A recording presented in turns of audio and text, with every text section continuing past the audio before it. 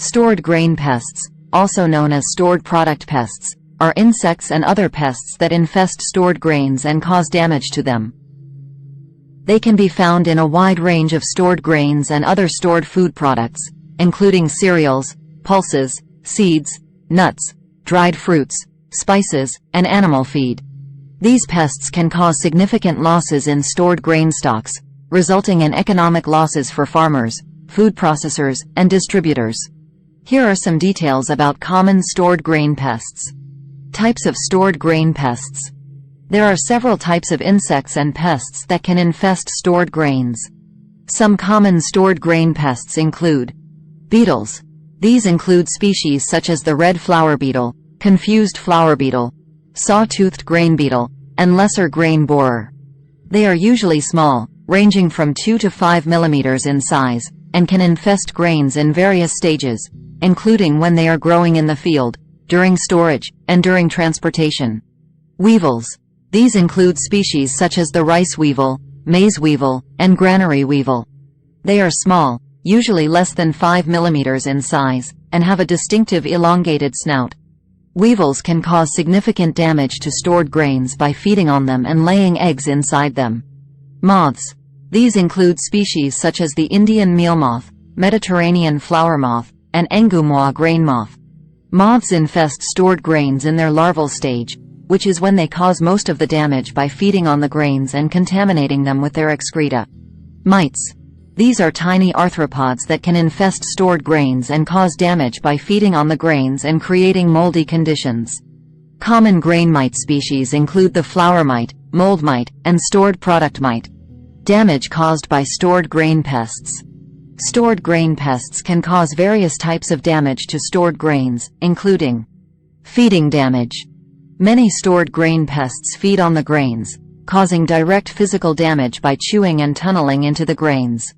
This can result in the loss of grain weight, reduced nutritional value, and contamination of the grains with feces, cast skins, and other debris. Mold and fungal growth. Some stored grain pests create favorable conditions for mold and fungal growth by damaging the grain surface or creating cavities inside the grains. This can lead to mold growth, spoilage, and production of mycotoxins, which are harmful to humans and animals. Contamination.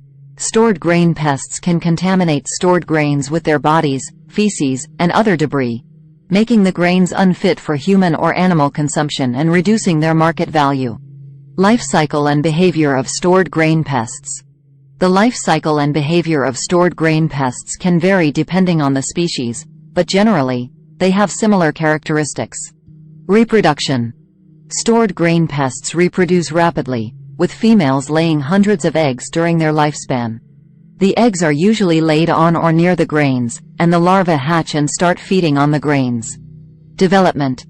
The larvae of stored grain pests go through several instar stages, during which they molt and grow in size.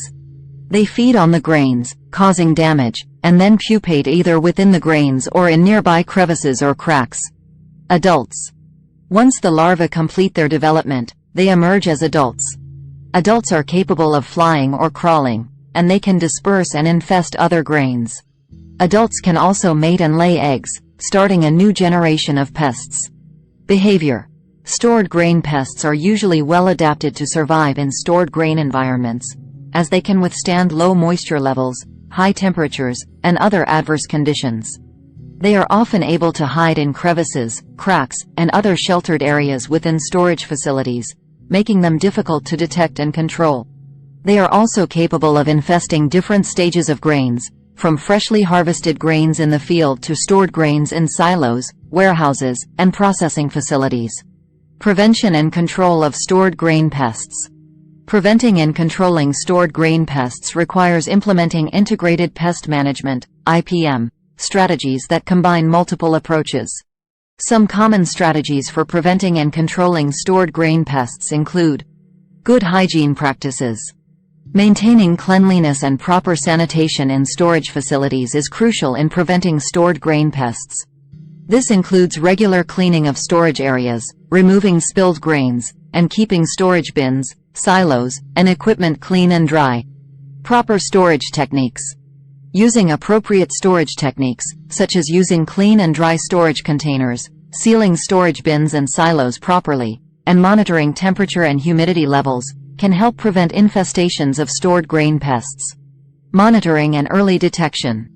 Regular monitoring of stored grains for signs of infestation, such as the presence of live or dead insects, damaged grains, or signs of mold or fungal growth, can help detect and address infestations early.